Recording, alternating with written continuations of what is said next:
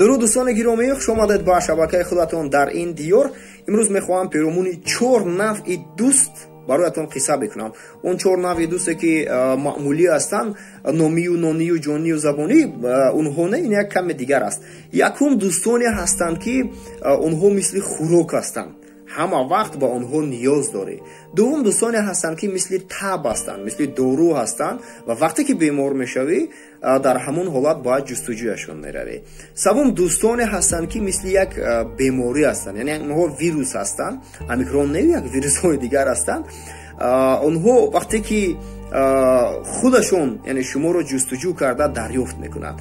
و چهارم دوستانی هستند که اونها مثل هوا هستند، یعنی شما اونها رو نمیبینید اما همه وقت اونها در بر شما هستند، در همه حالت.